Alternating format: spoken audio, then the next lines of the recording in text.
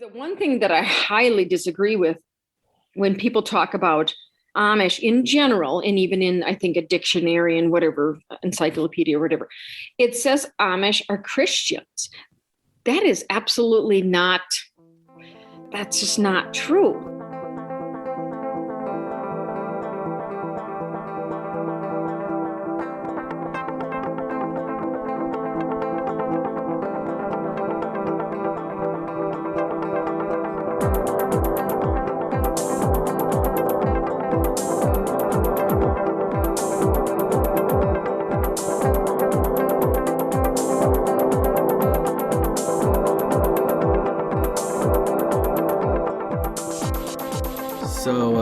I don't know. Now that we're doing the audio snippet thing, I don't really know how to start. You just jive in. Well, because it feels like we should be responding to it, but I don't know what it's going to be.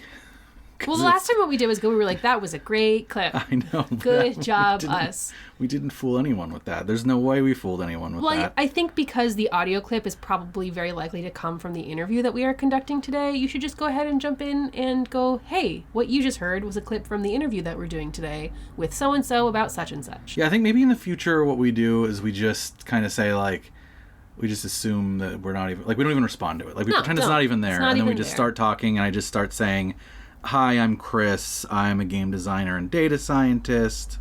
Hi, I'm Kayla. Why are you doing it that way? I don't know, because I hate saying this. Hi, I'm Kayla. I am Chris's co-host. I don't have an identity outside of this. No, you're a Hollywood writer. Hi, what are you doing? I'm Kayla. I write for TV and also podcasts. And not only are you a Hollywood writer, you have an episode of Hightown. Oh, yeah, you wrote actually. That is premiering today. That is your first... My first produced episode of television in which I have a upfront written by credit. Everybody clap for Kayla. Go watch Stars. Go watch Stars. Go watch Hightown on Stars. Probably it's a good show. Watch a lot of it, but you can, if you just want to watch my episode, it is... It has cats. Season 2, episode 8, a cat is heavily featured. I made sure of that. My co-writer also made sure of that. The episode is called Houston, We Have a Problem, and it's good. So there you go. It is good. It's crazy. Super good. So that's why you shouldn't feel weird introducing yourself? I just hate acknowledging that I have an identity outside of this show. That's how deep my dedication is to Culture Just Weird. All right, let's move on. So, any business before we get into the story? My only order of business is just asking my friends listening to this show, take care of yourself this time of year. What about your enemies listening to this show? Honestly, of which enemies, you have many. Yeah, take care of yourself this time of year. Wow. Christmas time, winter holiday time. It's hard, man. Yeah, it's nice. The holidays can be tough. It's also hard. So, if you gotta take some time outs for yourself to do self-care, do it. And don't be afraid to acknowledge that the holidays are sad. They're happy, and they're also sad. Yeah, it's okay. They can be melancholy too. Have yourself a Merry Little Christmas. Have yourself a melancholy. Have Yourself a Merry Little Christmas is a sad holiday song. It is. It was written to be sad. It is from legendary Judy Garland musical Meet Me in St. Louis, and right before Christmas time is happening, she and her family find out that her dad got a new job, they're all going to be moving away, the close-knit family unit that they had, the future that they have developing in this town is going to be ripped away from them. They don't know what the future looks like, and then she sings this Christmas song, and that's why it sounds, if you ever go oh, that song sounds a little sad, because it is sad. It's supposed to be sad. It's supposed to be Christmas is melancholy, we don't have a sense of the future. We can be, hopefully we'll be all together. We may not be. We'll muddle through. Well, after this episode, then I think I need to go back and listen to Have Yourself a Merry Little Christmas again. Now that you say it, isn't I'll Be Home for... That feels a little yeah, if only in too. My dreams, yeah. Yeah. Christmas it's got a melancholy aspect. Is that related at all to the fact that, Christmas used to be all about ghost stories? Did Christmas used to be all about ghost stories? Yeah, that used to be a Christmas tradition, way back in the day, in the 1800s and shit. Let's get back to that. I'm sorry. I know, it's cool. That's why that one song, what's the song? It says, scary ghost stories from Christmas is long. Scary ghost stories. It's the most wonderful time of the year. Yeah. Yeah. So, I don't know if that's related. Christmas Carol, there's ghosts in that. That's right. That's from that. Yeah, that's from that era. It's it's a Christmas Carol, but it's a ghost story. I also heard something that, like, the reason why we think about, like, oh, a white Christmas being all, like, wintry and blustery is because, like, when Charles Dickens was writing some of his most, like, prolific novels, it was, like, the coldest winter ever on record in England or whatever. Right, because, I mean, like, December is only, like, sort of cold compared to, like, January, February. Yeah. I don't know. Don't quote me on that. Son of a gun. So I guess that was a lot of business. Well, this is our Christmas special. Yeah. Now. I didn't know it was going to be, but it is. Here's our Christmas special. But during this most melancholy / wonderful time of the year. What's the reason for the season, Chris? The reason for the season, the reason for the episode, today's story, is that we actually have a continuation of one that we began last episode with our historical speed run on the history of Anabaptism. So we covered like a few thousand years over the course of it was like less than 2 hours, right? Yeah. I'm sure that's fine. We did the topic justice, right? And probably didn't miss any nuance or anything. Not even a little bit. No nuance November is over. No nuance November. That's my whole life. That was the thing on TikTok. Oh, was it? Yeah. That's clever. You just drop your, like, a controversial hot take, but don't give any nuance. Well, I mean, at least you're being upfront about it. But yeah, so the reason I want to mention that up front is because if you are listening now and you haven't heard our previous episode, you might want to go check that out first because it's part 1 to today's part 2. In that episode, we started by talking about Christian baptism, then moved on to how it's viewed differently by different communities of Christians. We discussed the Protestant Reformation and the printing press.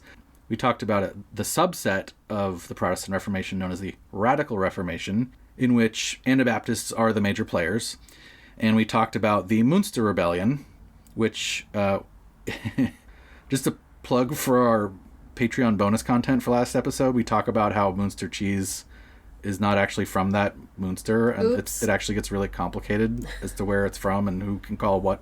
Anyway, then we finally talked about the rise of the Mennonite and Amish versions of Anabaptism and those communities' emigration to North America. So the next natural question is, all right, what have they been up to since they arrived in North America? What are they up to now? I would like to understand more about this community, of which I kind of know very little, which is partially by design, since they are deliberately very isolated from the rest of society. Why? In fact, there's your first Amish fact. They self-isolate. And to your answer, we'll get to that. But there's a bit of a conundrum inherent in that, a bit of a pickle. So I've done a lot of amateur podcast research on the Anabaptists and the Amish for these episodes. But ultimately, I am an outsider. And as you know, we like to do our amateurish best to talk to people that are actually involved in these communities that we discuss on the show. It's always better when we can talk to someone who is actually a Cicada 331 puzzle solver, or a Tulpa themselves, or was the moderator of the Throwawaylian community. It's always better to talk to those people. We try to observe the nothing about them without them to the best of our ability. But the Amish, well, as I just mentioned, they're isolated. And they're not just physically and socially isolated, they're also technologically isolated, and again, that's by design. So I was pretty stumped as to how I was going to find someone to talk to that actually lived and existed in that community. I could have hooked you up with TikTok. There are literally secret TikToks that Amish people have. Really? Yeah. Well, that's a juicy little nugget, Kayla. I feel like we're actually, that's a good thing to lead with, because I didn't know that. Yeah. Kayla is very involved in if you didn't listen to our Grab-A-Boy Code episode, Kayla spends a lot of on TikTok. The only reason I get served secret Amish TikToks from the algorithm is because I heavily troll not troll as in... Yeah, let's be careful. I'm not a troll. You are a troll, but this is not it. Heavily frequent the, like, hashtags of, like, ex-fundy, ex-fundamentalist Christian TikToks, and there's a huge community of people who are, like, ex-Mormons, ex-fundamentalists, ex-this, ex-that, ex-Amish. And because I've watched enough of those, I've started getting served the, like, secret TikToks of the Amish. Well, I mean, I could have just been on TikTok for hours and hours and hours for the research for this episode. Like me. Yeah.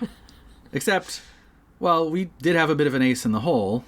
So luckily for us, friend of the show, Molly Mae Vegan, whom we talked to in episode 9 in this season, had someone for us to contact.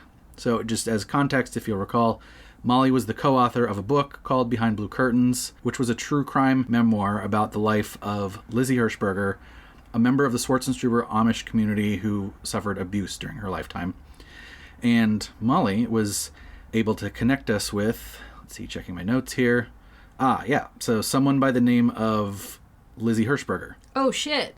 Have you heard of her? Is that... I mean, I've heard of her in the context of our podcast, yes. Oh, yeah, that's right. We just said, that's right. She wrote the book. It was her story. Yeah. Pretty cool, right? That's extremely, extremely dope. Yes. So I was lucky enough to be able to sit down for a chat with Miss Hershberger herself in order to help me understand the Amish better and to answer all my little curiosities. All right. Can you introduce yourself for our listeners?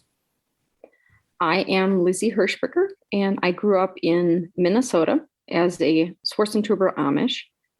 I had a mom and dad and grandparents that lived right next to me. And when I was growing up, that was a very typical Amish setting where grandparents lived by their children and grandchildren. And my grandparents had a farm, and I grew up learning how to milk cows and doing things like that. And as I got older, eventually I realized I did not want to be Amish. So I left the Amish community, but I chose to be non-Amish, living still by the community. So that's where I live now with my husband of almost 25 years from the same community. And we had 4 children. And yeah, I consider myself a very fortunate person that has been able to overcome, lots of abuse, almost every kind of abuse you can think of. But I don't live in a victim mentality state of mind where I want people to feel sorry for me. I just want people to know my story and learn from it and be inspired by it. Actually, there's something I want to ask you that I may or may not put this in the show. What is your relationship? I just thought of this. Like, what is your relationship with the Amish culture now? And the reason I asked that is because I'm curious. Like, I grew up Catholic, and I still feel this. Like, I didn't have all the abuse that you did, but in terms of I still feel this like cultural connection to it, if that makes sense. But I'm not really like, I don't go to church anymore. But does that make sense? Like, is that kind of how you feel, or is it? Mm-hmm. Yeah, I definitely, I appreciate coming from I appreciate my Amish background, my certain things that I learned. And since I live by the community, I still do some of the same things. I have certain ways of doing things like canning and gardening things and certain things. And I still go to the community for everything I possibly can, going to their greenhouses, going to the bulk food stores. And I still feel like I'm a little bit part of the community, but yet I'm not under their rules, if that makes sense. So I like that connection. And I love being able to teach my kids about the culture, and I still am fluent in that language. So if I go around those people, I immediately speak in that language. So I still have, somebody said once, if they hear me speak a couple sentences, then I have an accent, a heavier accent. It's like I just tend to go back to that Pennsylvania Dutch accent. Yeah, thank you for answering that, because I kind of have that same or a similar sort of like, I still feel some connection to that, like that Catholic upbringing, but then there's parts of it that I obviously don't like, and some of those parts are actually pretty similar to things that happen to you.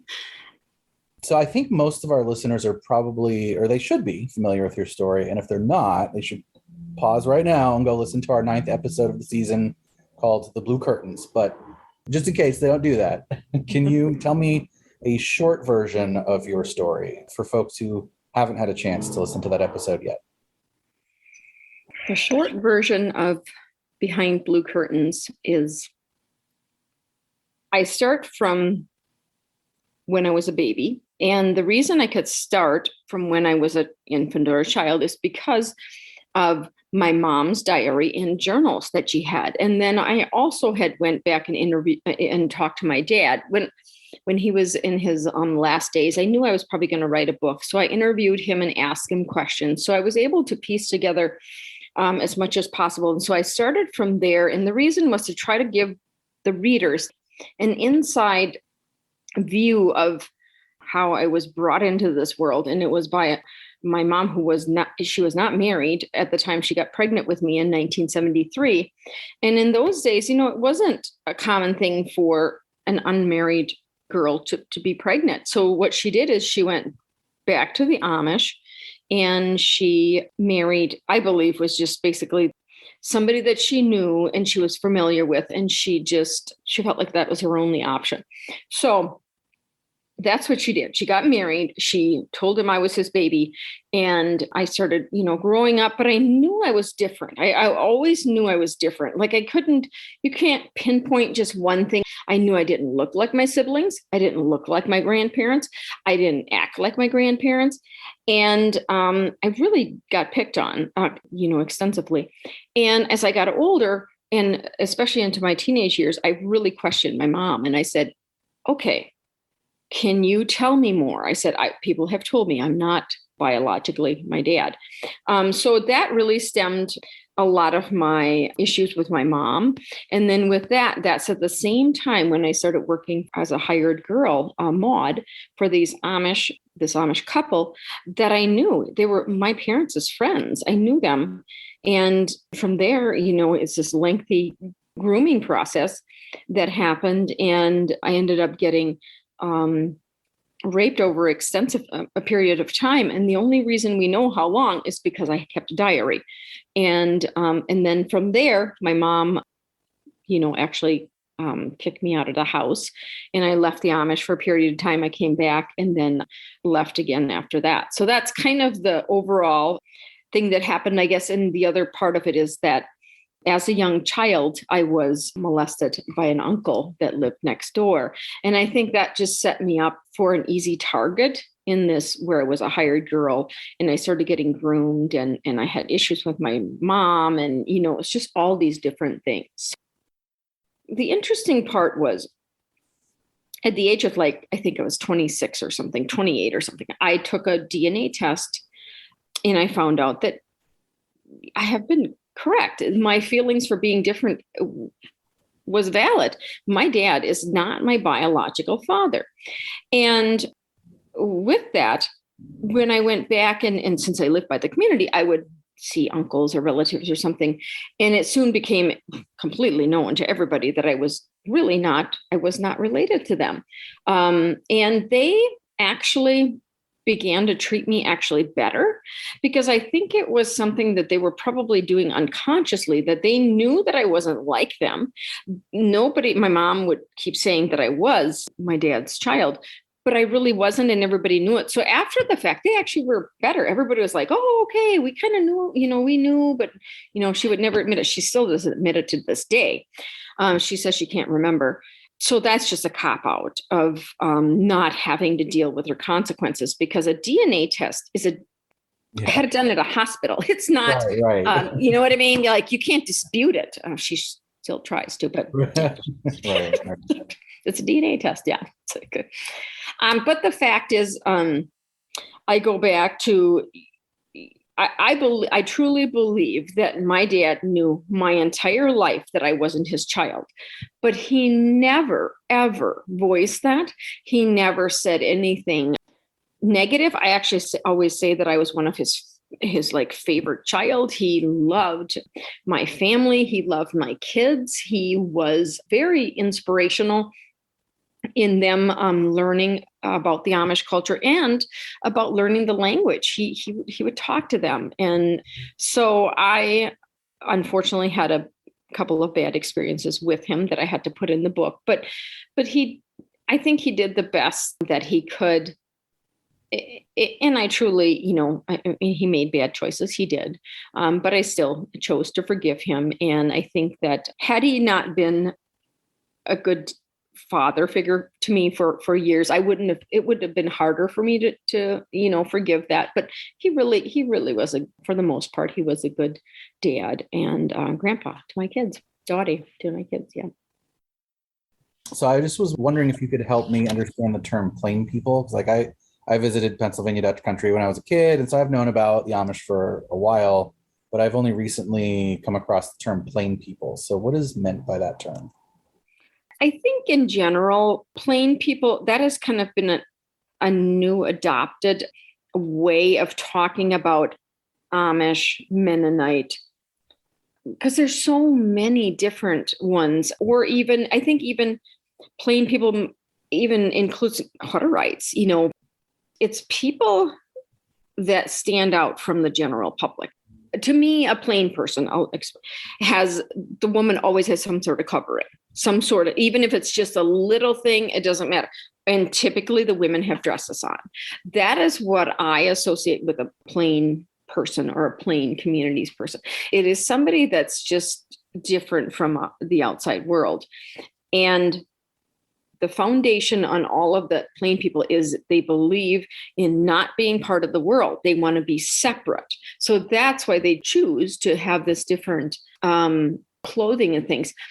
The one thing that I highly disagree with when people talk about Amish in general, and even in, I think, a dictionary and whatever, encyclopedia or whatever, it says Amish are Christians. That is absolutely not.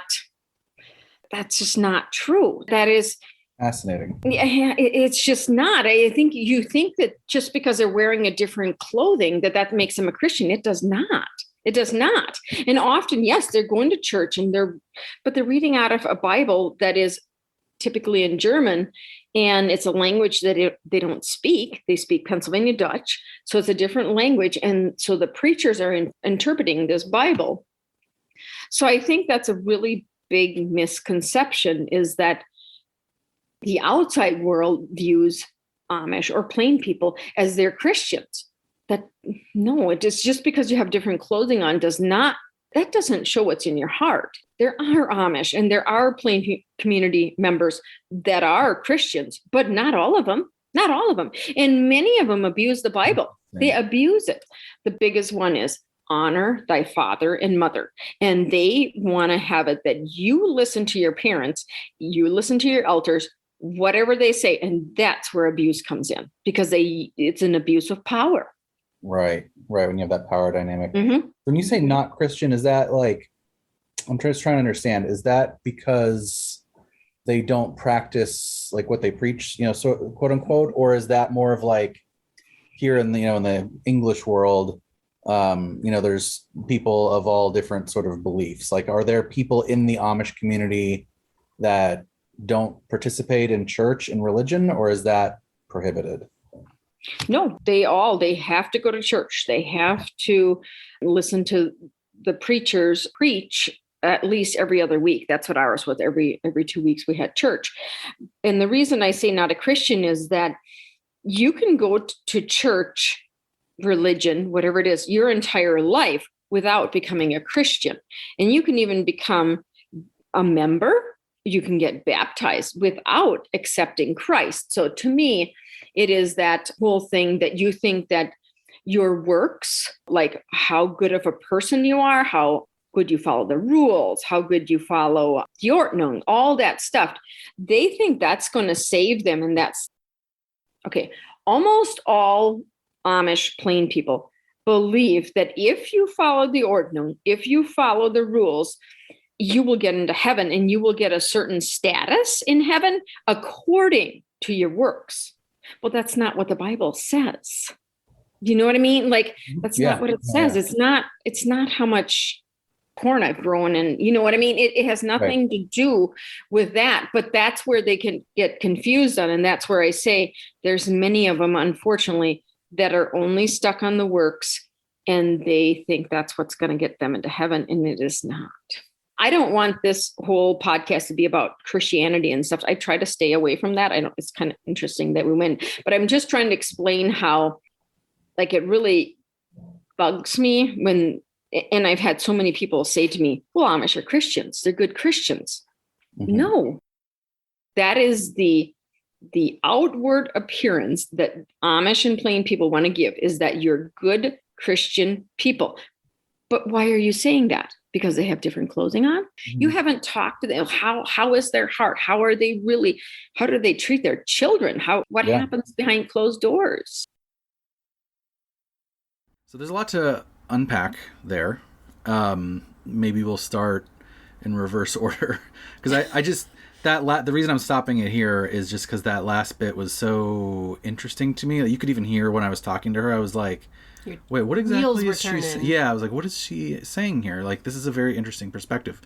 And what we're talking about is are Amish Christian? And she says no. Right. I could tell what you were trying to ask is like, are you saying that, do Amish people not practice the principles of Christianity? Are they not good Christians? Or is it actually what they practice, a separate faith from Christianity? Yeah, and is it a different thing? Yeah, exactly. That's what I was trying to get. And then it sounded like her answer was, they all are doing the Christian stuff. Right. They're all doing that. They have to go to church, and they have to listen to their elders, and they have to do these rituals and the ordnung and the baptism. But that doesn't tell you what's in their heart. So I think it's that type of like, you're Christian, but are you really? Do you do the things that Jesus would have preached? Do you take care of people, or is it just about, following your elders and being in this strict system of control? It's really interesting because it actually reminds me of a conversation I was having with my family yesterday. We were talking about, so my dad's parents were from a farming community in Canada, so it's different than the Amish, but it was a farming community, rural, but the entire community... Was there a juror? There probably was a juror, the rural juror. It was a very rural community, and everybody went to church. Like, that was what you just did. And obviously it was, Christian, quote-unquote, church. Mm-hmm. And it wasn't about, we're a community and we all believe this, and we, walk in the footsteps of Jesus, and we, feed the hungry and clothe the poor and do good works and spread the gospel with all our joy. But it wasn't that. It was, this is what we do as a community. This is a way for everybody to be in each other's business and to make sure that everyone is in line with each other and doing what they should be doing. And if you don't go to church, then you're going to be getting a call from your mother-in-law being like, oh, I didn't see you in church today. It literally to the point that level of scrutiny in this church-going community eventually drove my grandfather to have like a nervous breakdown because it was so much scrutiny. And it wasn't about how Christian are we? It was, are you following these rules? Are you pretending hard enough? That sounds exactly like what she was talking about. That sounds exactly like what she was saying, because she was saying it's all about if you follow the ordnung, not like all of the things that you described that like should be Christian, like community and helping each other and helping the poor and doing good works and spreading joy and yada yada yada. It's about this sort of like, I don't know, you better stay in lockstep. It's like the Christian Gestapo, like knocking on your door. Did you do the things? Because otherwise we're taking you away. Right. You're going to be having a nervous breakdown. And that's eventually why my dad stopped going to church, is because he saw the hypocrisy. Like, he saw, people going to church every Sunday, but like everybody knew who was having affairs with who and who was doing what and who was doing this, that, and the other. And at 12 years old, he went, this is bullshit. Yeah. I'm going to stay everybody's home. Saying that nobody can have affairs and this is very bad. Yeah. But at the same time, that's what everybody's doing. Right. I got that from behind blue curtains too. Right. When we were reading that. The other thing that I kind of wanted to unpack here, and you mentioned a little bit, was sort of this definition of good works, right? Like, that comes up again here. And if you recall from last episode, good works versus faith is sort of like one of the big wedges going down between, at least during the Protestant Reformation, between Catholics and Protestants. Right. And Catholics were, good works. And Protestants are, no, it's faith. Right. And the basic idea. So good works is kind of easy, right? It's like, make sure you do enough stuff. And then faith is, you must accept Jesus. Right. It doesn't matter what you do. You could be a murderer. You accept Jesus. Good. You could be, the best person ever. You could be Mother frickin' Teresa. But if you don't accept Jesus, you're not getting into heaven. Right. Which, that sounds messed up. But at the same time, actually, the way that she was interpreting good works is actually not that great either, right? Because I think I naturally tend towards, good works means like you give to charity and like go to the soup kitchens. Right.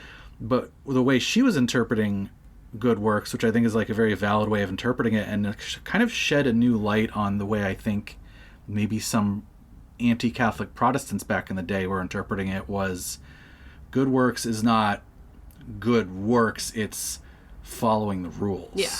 Or tithing. Yeah. Like if, as long as you give to the church and you have blue curtains and you do, and you check all the boxes and you spy on your neighbors, then you'll get into heaven. And that feels very much more pernicious to me, obviously, than like you went to the soup kitchen and you love your friends and you practice kindness. Right. So that's a perspective on good works that I don't know if I had until this interview, and it's really interesting. No, good works should be a living expression of the things that Jesus preached to do, not are your curtains blue enough? Are you giving enough money to the church? Are you, are you wearing the right skirt to Sunday Mass? Are you as a 13, 14-year-old seducing the grown man that is in your, you're in his employ? Just one thing that I wanted to mention, I just wanted to talk about, since we've talked a lot about abuse in these episodes about the Amish. I think we've talked a lot about abuse in general in this show. And so it feels like a good moment to touch on the word victim, because it's a word that comes up obviously a lot when we're talking about this. And it's a word that comes up a lot just in our society in general right now. And I think it's important to note that the word victim, it has a lot of different meanings. And, Lizzie herself does not take on the identity of victim, quote unquote. And I think that that's entirely valid. I think that super valid part of her experience. I think some people can be empowered by the word victim. Some people, when they realize, oh, I went through an abusive experience, or oh, I was targeted, or oh, I was abused, I was a victim, I can identify as this now. I can say what happened to me was wrong and it shouldn't have happened to me, and I was victimized by this. And for some people, that's not empowering. And I think it's I'm glad that Lizzie pointed out that for her, this isn't an empowering word. I can recognize the abuse that happened to me. I can name it for what it was. And then I can move on with my life in a different direction. So it's, as the word victim kind of gets tossed back and forth between like warring ideological sides, we can just remember that for some people, victim is the word that they want to use and is powerful for them. And for some people, the word victim is the opposite of that. And it's kind of up to the person who went through the experience to determine whether that word is useful or not. Yeah, I mean, it comes down to the agency of they get to decide what they want the rest of their life to be. Right. And if they want their identity and the rest of their life to be something that is, comports with that, and when you want to talk about, I was a victim and I was do victim advocacy and blah blah blah, great. And if you want to say, I don't have a victim mentality, that's not who I am, that's not my identity, like Lizzie said, also great. Right. And then the other thing is, we promised we'll get to that in terms of isolation. So she mentioned that one of the key differentiators for her for plain communities is how isolated they are. And this is something that I just wanted to mention also came up in my research. And we'll talk a little bit more about this, but a lot of it has to do with control. A lot of it has to do with, according to Lizzie anyway, the control that you're able to have in a community that is isolated that you wouldn't otherwise be able to have. Right. I will also add to that a lot of the research I did says that is just sort of an Anabaptist thing. That's come from a long line of, going all the way back to the stories we told last episode, where Anabaptists were not accepted by larger society for reasons both valid and invalid, or reasons both understandable and not understandable. I won't say valid and invalid, right? They did things that made larger society go, no, go away. You're weird, Munsterite people. Right. Right. But then also there was a lot of persecution as well. So point is, whichever way you slice it, Anabaptists sort of have a history of isolation anyway, which just sort of came with them as they emigrated here to North America. Some of the things that they still practice also came with them. Adult baptism. I don't know if we talked about this a little bit last episode as a response to the Munster Rebellion. Menno Simons and other Anabaptists took the movement in a completely different direction, into this non-violence, non-resistance sort of direction, and that's carried through to today. So the Amish community now is, they don't participate in the military draft, for example. They don't join the military, and they don't even recognize the validity of the draft. So they won't go into any sort of like fighting Right. thing. So anyway, so that's something that came with them. So the bottom line is a lot of the stuff that sort of like came from that, those OG Anabaptists in the Reformation have come with them, with the Mennonites and the Amish here in America today. What is the major difference between Amish and Mennonite? Because I hear them mentioned together so often, Amish and Mennonite. What is the major difference between those groups? The biggest difference that I see is Amish only use horse and buggy. They cannot own or drive a car. Mennonites, there's lots of different sects of Mennonites. From some of the lower ones drive black cars only. Some of them have the radios taken out. And they call themselves Black Car Mennonites. And to all the way where I say that if I see a Mennonite guy in a store, I can't tell that he's Mennonite. But boy, if they have their wives with them, I can see that they're Mennonite, because the women are always more conservative dressed than the men are. Do Amish still practice adult baptism? Yes, they do. Mm-hmm. Okay. And typically in the Swartzen Trooper Amish that I grew up in, it is more in the age between 17 to 20, somewhere in there. And to be clear, before you're baptized, your parents are responsible for whatever you do. Let's say somebody's seen you at the drugstore looking at some magazine. So some Amish would report back to the preachers and say, hey, I seen, Lizzie Hershberger looking at something that was inappropriate. And then the parents wouldn't get in trouble for their child for my actions. But as soon as you're baptized, then the preachers will directly come to your house and approach you, no matter what age it is. But up until the age of 21, whatever money you make, whether it is working at your neighbor's farmer's market or whatever it was, that money goes back to your parents. So I think that's very contradicting, I think, is because you're saying that, okay, as soon as you're baptized, then you're responsible for your actions, but yet you have to give your money to your parents until you're 21. Disconnect there, yeah. Yeah, mm-hmm, yes. And obviously I disagree with up until 21, giving everything to your parents. Yeah, you have nothing. And then again, that's control, because they want you to be able to be a part of the Amish church before you have access to your own money. So then once you have access to your own money, then you're not going to use it and leave the Amish. Right. So it's all a control thing. Keeps the money in there. Yeah. Mm-hmm. Wow. You're right. It does keep coming back to that. Mm-hmm. You mentioned when you were talking about the Ordnung and how the leaders in the community will sort of interpret the Bible. Mm-hmm. Is that true for both men and women, for both boys and girls in the community? Or is it mostly true for girls because girls aren't allowed to read the Bible? Or what is the situation there? No, that's really it's like an unwritten rule. They do not want, if you're an Amish person, whether you're male, female, boy, girl, doesn't matter. They do not want you to be able to interpret the Bible yourself. The preachers and the bishops are the ones that are supposed to be able to tell you what it says. When I was growing up, we could not read an English Bible. You were only allowed to have the German Bible. But the thing about it is, with a German Bible, you only had extremely limited abilities of being able to read it. They don't want you to understand it. And as soon as somebody, because this has happened in the community, as soon as somebody starts reading the Bible too much, they're like, oh, no, let's put the brakes on. Like, you are going to read something in there that's going to lead you the wrong way. Because, see, they only want you to hear what they want you to hear. And it's very repetitive. It's year after year, it's the same thing they preach. They talk about certain stuff like Daniel in the lion's, den and things like that. Just certain selective things. I think Catholics do similar. I mean, they only talk about certain stuff over and over. Like during Easter season, there's a repetitive thing they'll talk about.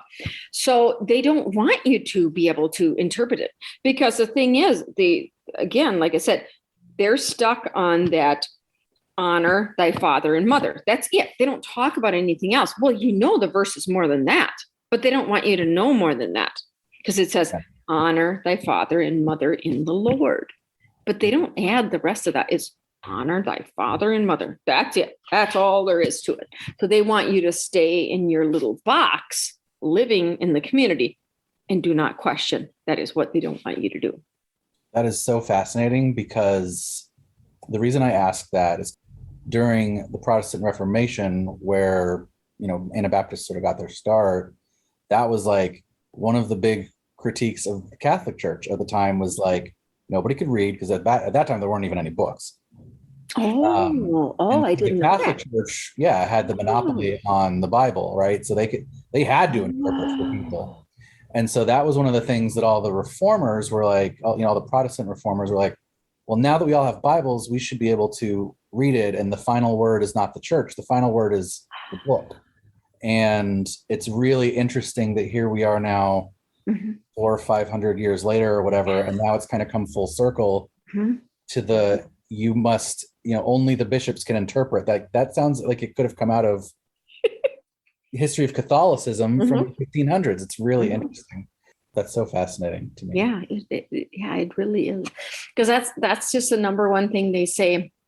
And I've heard this in Amish, Mennonite, all kinds of plain communities. As soon as somebody starts reading the Bible like on their own and trying to like, okay, what does it really say? They will say, well, they're being led astray by the devil. Well, how are you being led astray? You know what? Yes, they seriously say that. It's like, hello. So that must be one of the things that makes it feel to you to be not Christian, because that makes it feel that way to me too. Is like, if you say the Bible, reading the Bible is being led astray by the devil, that doesn't feel very Christian. It's like, hello, what are you? Yeah, that's fascinating. And I don't know if you know this, and we'll get off the Bible subject then. But one of the main things that the Amish stand on is that you cannot know as an Amish person that you're going to go to heaven. You only have to hope. You only have to have the hope. Do you know what I mean? That's a huge difference.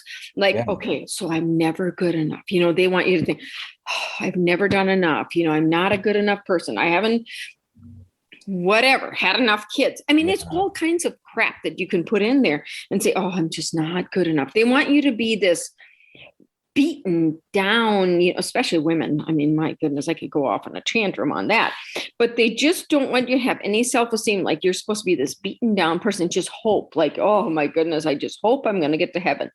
But you can't know for sure, because once you know for sure, then you wouldn't be trying. Do you know what I mean? Like there's I totally know what you mean. Like you're actually kind of sending like tingles down my spine a little bit. Like that is so insidious. Like it is. The you can't know is just basically just setting the table for any kind of abuse you want, because oh man, wow, that is I didn't know that. That's it. Yeah.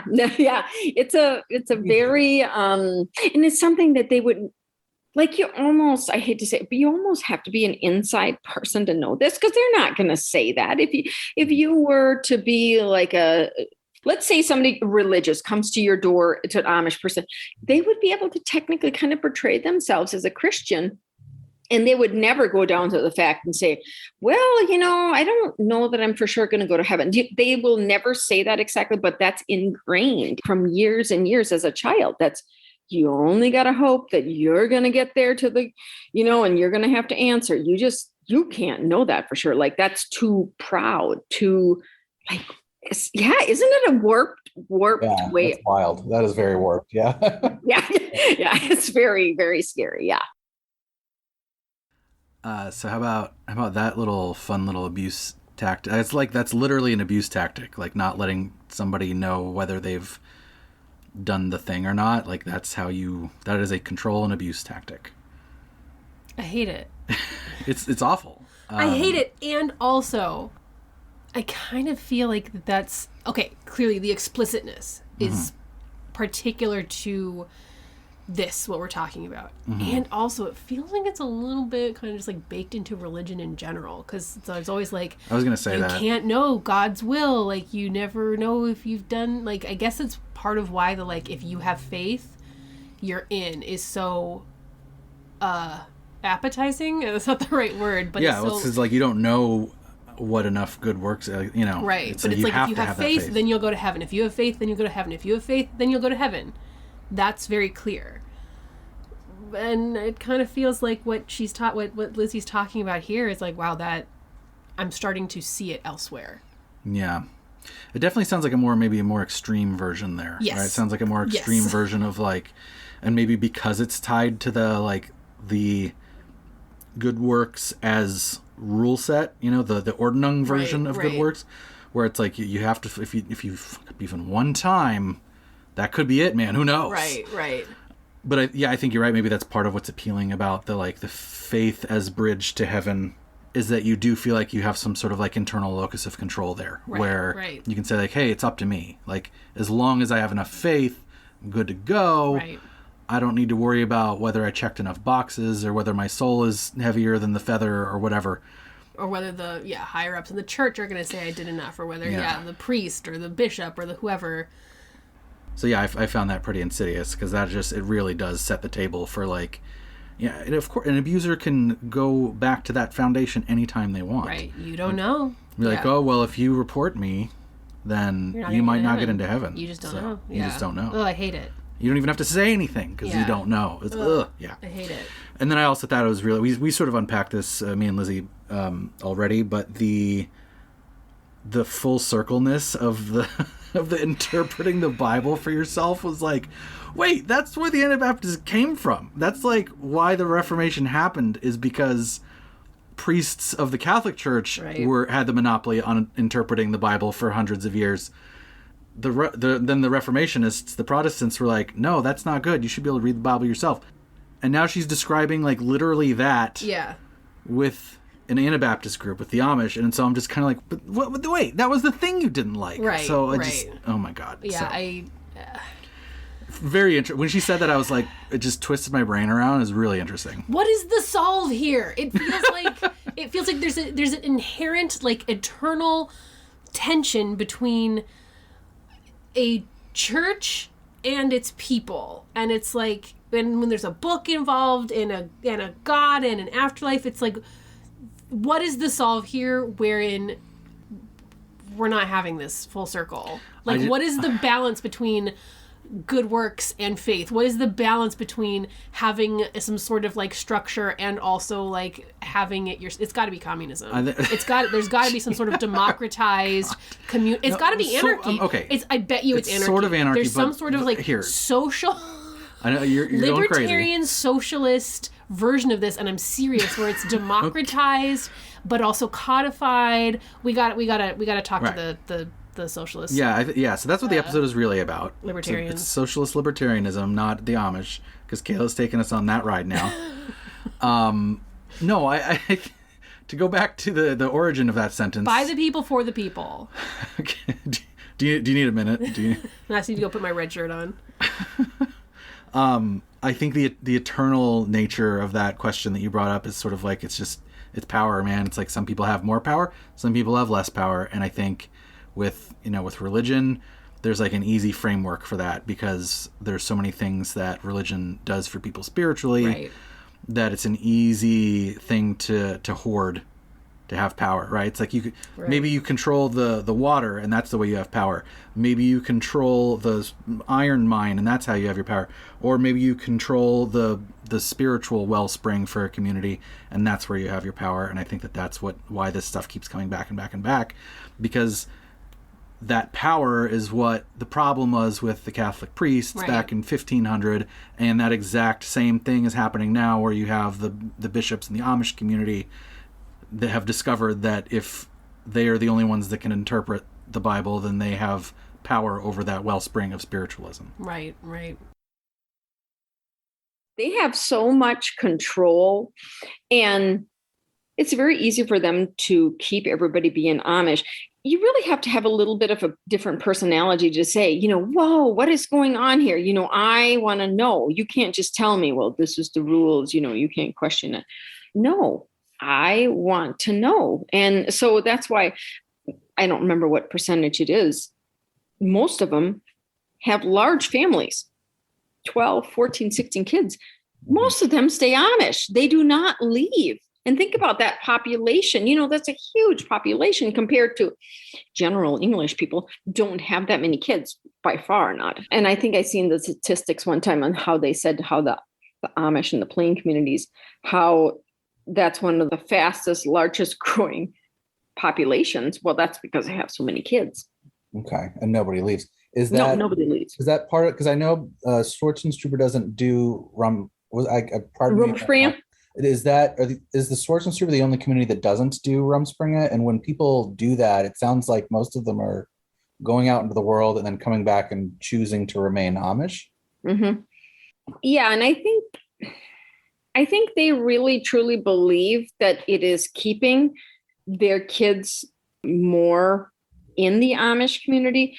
But I think that as times are growing, and this is since I've left the Amish, I think that there's more people leaving. And I think if you give somebody just a little bit more freedom and a little bit more ability to spread their wings and things, I think that those people, or I always personally tell people, I said, I think if I would have been born to some family that is not Schwarzenstruber, where you have a little bit more, you have a refrigerator, you have a bathroom and a shower, I think I would have stayed. I could have been able to live in the plain community. It's not that bad, but the way we grew up, it was just so restrictive. I mean, my goodness, who can live without a shower? I'm like, oh, yeah.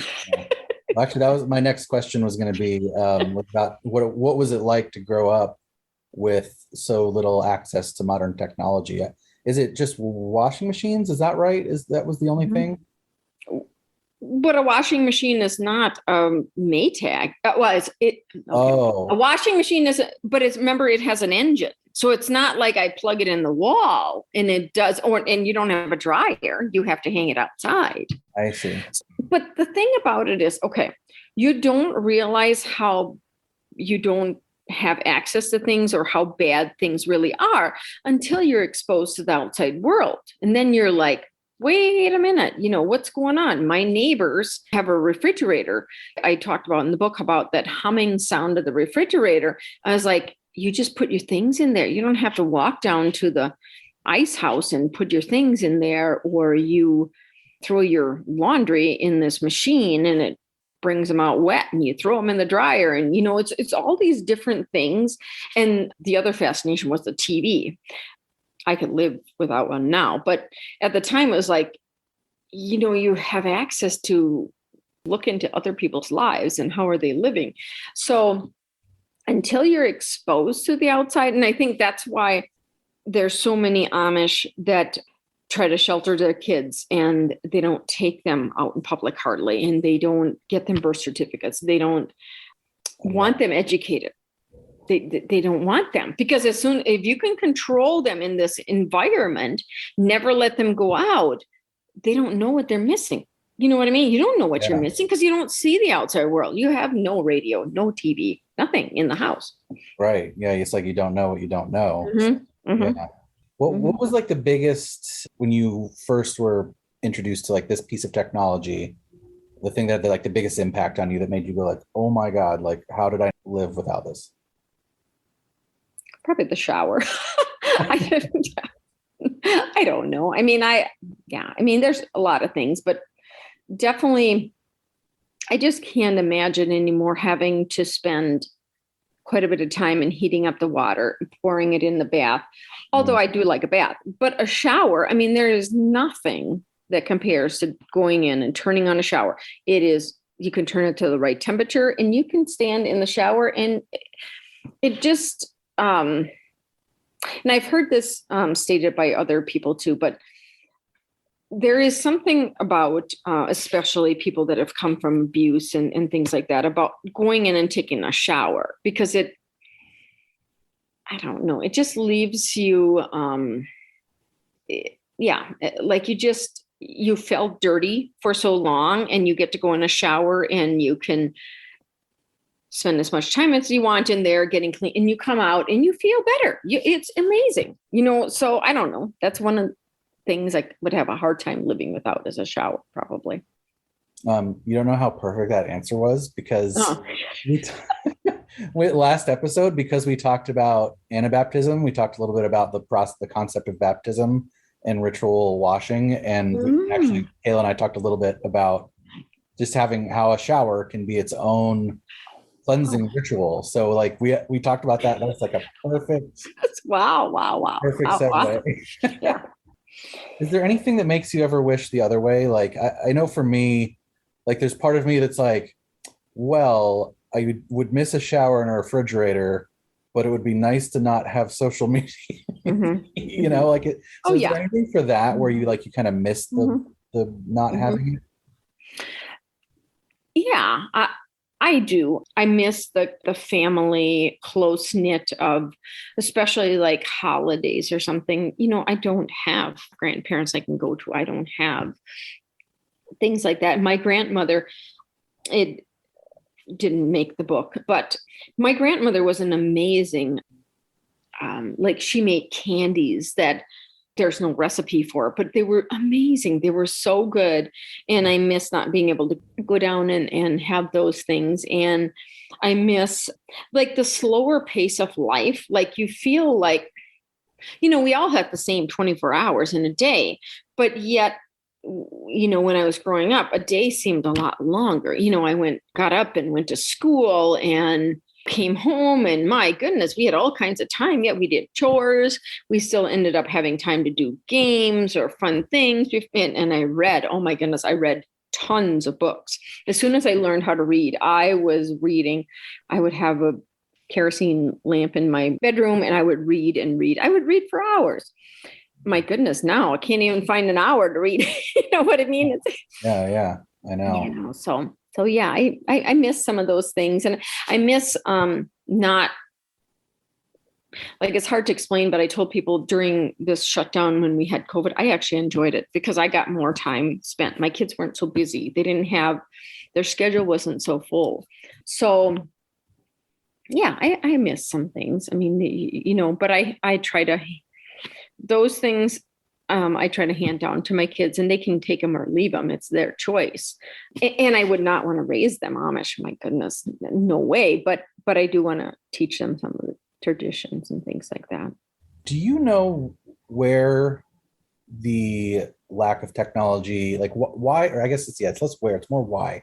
Like, why is that a thing in the Amish community? Why do the Amish try to keep out modern technology?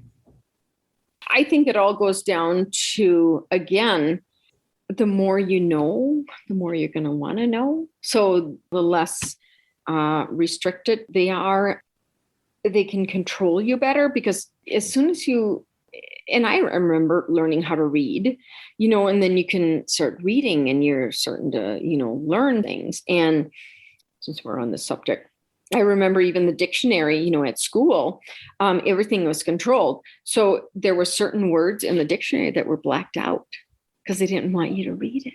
They didn't want you to read it. So yeah, trying to answer your question is just everything goes back again to, you're not supposed to live via the world. So they don't want you to know these things, what's best for you. Only your mom and dad do. So it's kind of hard to answer that question, but they just, yeah. The less you know, the better you are. They view. Yeah, but it's really curious to me, because it's like, I know a lot of faiths, like a lot, especially Christian faiths, sort of have this similar sense of like worldly is bad, and like, like even within, again, to compare it to Catholicism, like, we have Lent, right? And Lent is supposed to be this like time where you like up candy or stop using your phone or don't play video games, or whatever, right? Yeah. And so it's like, it seems like a lot of religions, a lot of communities have something like that. I'm not sure what it is about why the Amish have it to such a degree, right? It would be like if you had Lent all year long, and also you had to give up like 30 things instead of one thing. You know what I mean? Like, so it's like Lent on steroids. So I'm like, I'm not sure why that is. And there may not be a great answer to that. I don't know. I think ultimately it's all about control. They can control you. They control what you view, what you eat. I would say everything is what you eat, when you do it, how you do it. And they try to, they put it in your mind. It's what's best for you. We know what's best for you. No, you don't. But they try to tell you. And then almost everything goes back to that. Honor thy father and mother, because they try to say, well, this is the way it's been for how many years, like you should not question it. Like, why would you even think about questioning it? But they are very much able to control, when you can start as a child, you can really, and I've seen it actually, like some Amish kids leave and they actually can't hardly function in the outside world because there's just too many choices. There's too much technology. They're like, oh my goodness, they can't function and they go back home. And I've seen it multiple times. I've seen it. Some people leave a couple days to a couple years and they're drawn back into it. They really are. I can barely function and I grew up with all this stuff. So first of all, how awesome was that callback to last week's ablution theme? Oh man, I love a shower now. Yeah, we literally talked about the ritual of like a morning shower, right? And then she brought that up. Being able to get in the damn shower. I didn't feed her that answer. She just said it all on her own. That's great minds. Yes, there are great minds involved with this show. I mean, not named Kayla. As someone who is stupid and very dumb and could never make that conclusion themselves. Yeah. As somebody who enjoys a good bath. Oh, it doesn't compare to a shower. A bath is a complete, like, if I had to take a bath to get clean, I'd be icky. I don't get if I do wash my hair while I'm taking a bath, it doesn't get as clean as when I take a shower. Yeah. Well, I mean, I even remember after some of like our, grief things that we've experienced, I've had people say like, hey man, like, just take a shower. Like, right. If you're feeling like especially bad today, just that physicality of the water right. and, the temperature change and it sort of resets your nervous system. So there's a lot to that. I thought that was really cool. The other cool thing was she said something a little controversial in this section. She did. It was scandalous. Spicy take. No, she talked about how there were enjoyable aspects to COVID and having so much removed from our lives, being unable to access so much of our regular day-to-day lives because of COVID. The main positive aspect of COVID was playing Hades on the Switch. That game is awesome. I think that in general, most of our conversations about COVID and the ways that it has changed our lives, we talk about the negatives. And obviously, it's had a tremendous negative effect on our lives. People, I mean, huge swaths of people have lost their lives. Huge swaths of people have lost their jobs. People are in debt. People are becoming homeless. People have experienced tremendous grief. Yeah, symptoms of long COVID. This is not about how shitty COVID, but it's shitty. We know all the ways that it's been terrible, and I think the terrible ways do outweigh the good ways. But I think that we have also been introduced to a slower lifestyle. We've been introduced to a lifestyle that potentially allows us to be with our families more, a lifestyle that has allowed us to realize, oh yeah, working 50, 60, 70 hours a week is not sustainable, is not tenable, is not how I want to spend my precious time on this earth. And I like being able to go to a doctor's appointment when I need it. I like being able to see my kids at lunch. I like being able to have this close time, this quiet time with myself or with my loved ones. And I want to hang on to that. And I think that that's the good, quote unquote, side of COVID that she talked about is really what's at heart. It's at the heart of this new resurgence in the labor movement that we're seeing. The Great Resignation, and with all of these strikes that are happening and people fighting tooth and nail for sustainable wage and benefits and all of that, but for a life that is about something more than working, a life that is about having a family life, having a home life, having something outside of just going and being on an assembly line. And that is a good quote unquote thing. Obviously, it's terrible. It's caused a shift. Yeah, it's terrible that people are still having to fight for these workers' rights, but if nothing else, COVID has helped shepherd in that change. There was a tweet the other day that was like, the nice thing about America is you get to fight for the same rights every generation. You get to fight for the same rights that every generation before you has fought for. Yeah. And we also just want to acknowledge, there's also the element of, we want to acknowledge the privilege that comes with being able to quit, right? To quit your job and to examine some of these things that we're talking about. Obviously that's not an option available to everybody, and their lives have shifted in other ways, and we want to acknowledge that too. Not every essential worker has been able to do that. Unionize your workplace. Unionize your workplace. Unionize your workplace. And it's important for those of us who have been able to do that to consider that and to treat society as everyone and not just other privileged people who can quit their jobs like us. You're talking about the fact that just being able to be like, you should just order your groceries. Yeah, is not necessarily exactly. the solve to everything, because exactly. somebody has to still go get your groceries, right. And who's giving the groceries to those people? Right. Deferred consumption is a big blind spot for a lot of people. So that bad. Anyway, thank you for that point. Lizzie and I also talked a little bit about the technology thing. I think this is something that a lot of people associate. Just like if I say Amish, like you immediately word associate that with like horse and buggy, no technology, right? Like that's one of the things I think that a lot of us just sort of naturally think of when we think of the Amish. Her answer was good. We chatted about this a little bit more because I wanted to go a little bit deeper on it, and I did a little bit of research too before I talked to her. But as it turns out, the Amish aren't necessarily just like, there's no mandate that says we are anti-technology. It's not that we think technology is bad. It actually all comes back to, this is sort of what she was saying with like the control aspect of it, but it all comes back to the Ordnung. Okay. So it rather than say, oh, anything that's technology is bad, no, it's actually the Ordnung must be followed and we are slow to change it. Okay. So the Ordnung, this may sound confusing to us that are not from the Amish community, but yes, the Ordnung does include prescriptions in it for what you are allowed to use in your home and your technology. Like for us, we may think like, what? The religious rules text that doesn't just say when you should go to church on Sunday? No. So think of the Ordnung as like all encompassing, right? It dictates like, I mean, we talked about the curtains on your window. Not just the curtains, but like the tint of blue needs to be correct. Okay. Right. So it's dictating everything, including what tools you are allowed to use. And so because that body of rules changes slowly, because you have to get like the whole, committee of bishops or what, you have to get like all the elders and whatever together to change it. That's actually what leads to the slow adoption of technology. It's not because we're like, you know what, I actually hate radios. It's like, well, radios aren't in the Ordnung, and we got to get together to change it, and that's probably not going to happen until 12 years from now anyway. So that's what that actually comes from. I thought that was fascinating. It's very interesting. And in fact, there's even that also is why certain technology, you're like, wait, why are they allowed to use that? It's right. They're not anti-technology. It's just there are certain technologies that they have decided to allow, and certain ones that they haven't or just haven't gotten to. And a lot of that is driven back to the desire to isolate. Mm-hmm.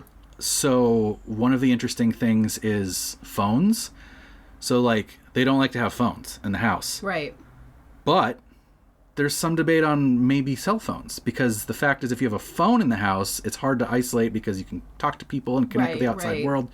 But with a cell phone, you might still able to remain isolated in a way, because it's not, it's not like a direct line outside. You can have a lot of control over who can contact you and whatnot. Interesting. So there's actually some debate over whether like cell phones are okay, which is like, when I read that, I was like, whoa, wait, in the Amish community, cell phones, like the number all these one secret TikToks are coming from. Yes, well, that's what I thought about when you said that, but I didn't want to drop that little knowledge bomb till later. But I just think it's fascinating, because you think of the Amish as like the most like anti-technology, and yet you think of phones as the most technologically advanced thing we have, and they're like, yeah, maybe phones.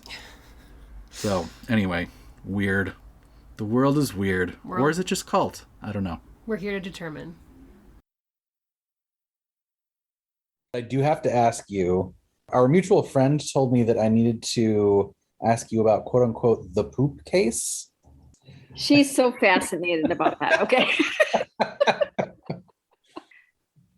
So it's been in multiple states and counties. Amish have gotten in kind of trouble with their local counties on how they're dealing with their waste product. We'll call it waste product.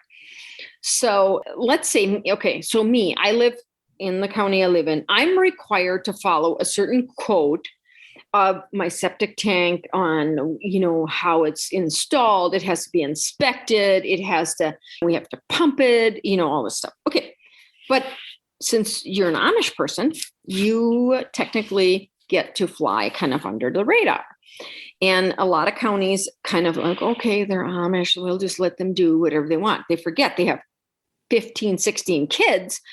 And they obviously have a lot of waste products, but they let them fly under the radar. But in some states and in our specific county, some local officials became aware of, okay, well, what are the Amish actually doing with their waste products? Because in general, they think that they are having very little running water in the house. So then you think about, okay, so they're not flushing a toilet. They're not having bath water going down. But then all of a sudden there started to be some issues and it became really big dispute. And I think it was more probably the general public said, okay, hey, if we're paying thousands of dollars to have a septic system, what are the Amish doing? Why do they get away with just dumping their stuff down the drain? Mm-hmm. So they got called in and when the Amish came in and said, hey, I want a permit to build a new house, the county refused to give them a new permit. They said, no, you can have a permit if you do a septic system according to our standards. And the Amish said, no, we've never done that before. We wouldn't, my grandpa and my parents never had to do one. Why would I have to do one? Mm-hmm. So they came down to a certain case and the county just said, no, I'm not giving you a permit. The Amish actually kept building the house, and you can look it up in Fillmore County, Minnesota. It became a big dispute. And eventually what happened is the county and a couple of Amish families ended up going to court. And the local DA contacted me and said, hey, would you come in and testify and explain? Because in Amish, what they were saying is that it's against their religion to have a septic system. And the county's saying, why would that matter? You can still have church the way you want to. We're not saying you have to change any of your religious things that you're doing. We're just saying, put a septic system in and we'll be okay. So I came in as the expert on the Amish and I testified and I said, well, what would it matter if they have a septic system? They can still have church. So I had to really explain how they worked. And they did. The county ended up winning against the Amish, saying they have to put in the septic system, but it got thrown back to the Supreme Court and it's actually still in limbo right now. Yeah. Oh, wow. But yes, it's to me, I tried to explain it to people. I said, I live in the county. I drink the water that's in the county. And the way the soil is and everything, there was lots of experts that I listened to. What goes into the ground eventually, I will drink in like 5 days. So let's say 10, 20 years down the road, how bad is this county going to be in if we continue to let large Amish families live here and they dump their waste into the, creeks? And that's what we did when I was growing up. They all dumped their stuff wherever they wanted to. I tried to explain that it's not going against a religion because there's no reason it's going against a religion. It's all about control because the Amish do not want to be told what they can do. And they use religious freedom rights. And that's why they're trying to say, oh, no, we can't have a septic system. There's no grounds for that, in my opinion. I imagine they're probably afraid of setting a precedent for the future because if they can tell us what to do with the septic system, yep, that's what they tell us what to do with other stuff. Yeah, it's also really fascinating too, where it's like you were talking before about how the Amish, the big distinctive factor is that they isolate themselves, like plain community isolates themselves from the rest of society. But what this suggests is like, especially now, and in the world we live in now, like we're also interconnected. In this case, via the water cycle, right? Mm-hmm. It's like, it's kind of impossible to fully isolate yourself. And yeah, you don't deserve to have to drink water that's been contaminated. That is not. We're trying to keep it clean here. Yeah, it could be very nasty. Yeah. So that case is kind of fascinating. And I feel very fortunate that I got to go in and explain. But obviously with that, I also have people that have put out death threats and things against me because I'm speaking out against them.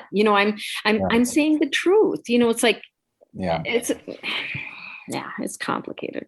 Yeah. It's hard to speak out because Daisy will get backlash of some kind. That's unfortunate.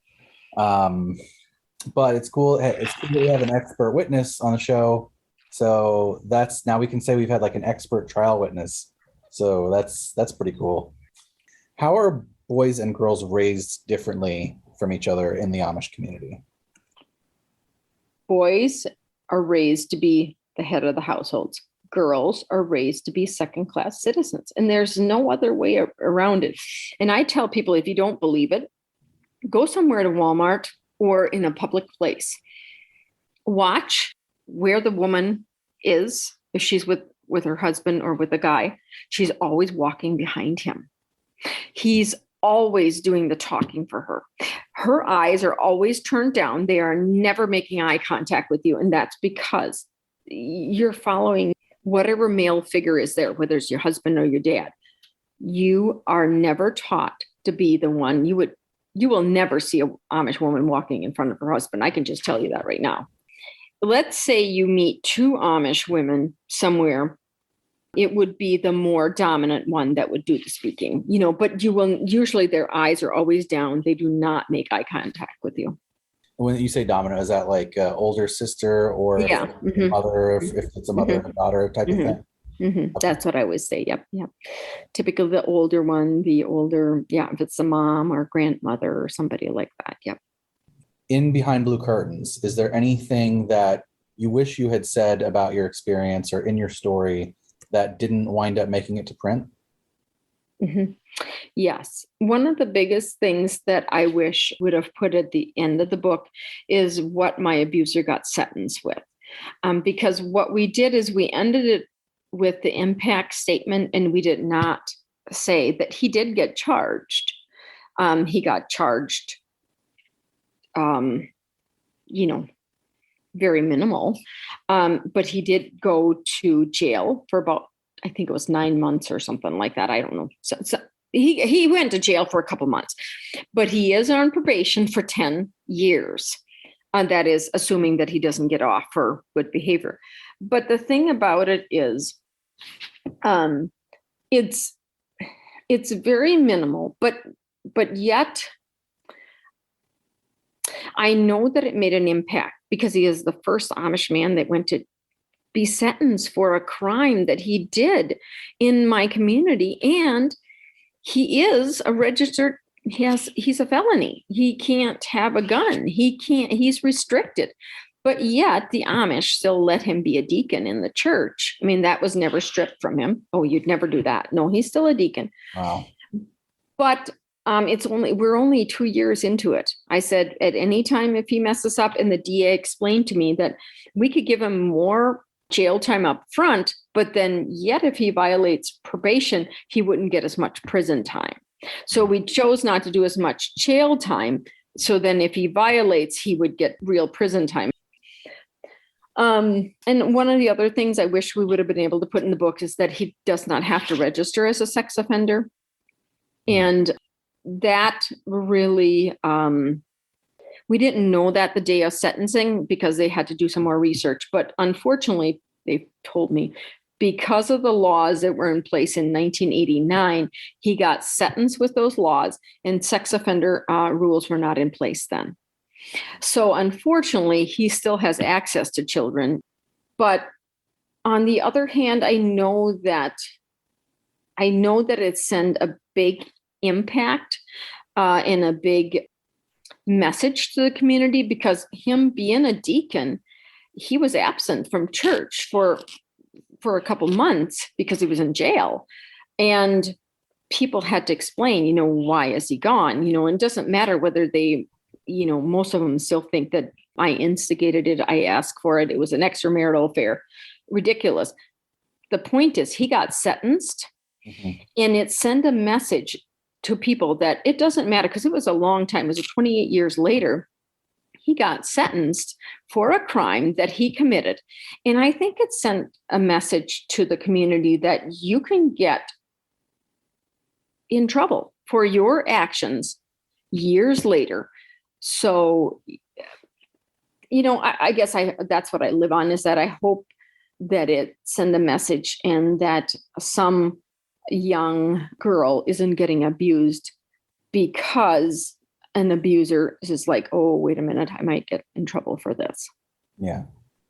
I mean, I think, just to me, this is just me coming from my own head, I do think even a little tiny bit of accountability is so valuable, because the situation you are describing, the community you're describing to me, that it has all of these things oriented towards control. And also, this is just from talking to Molly as well, and having some experience in Catholicism, even the video game industry. How do I want to put this?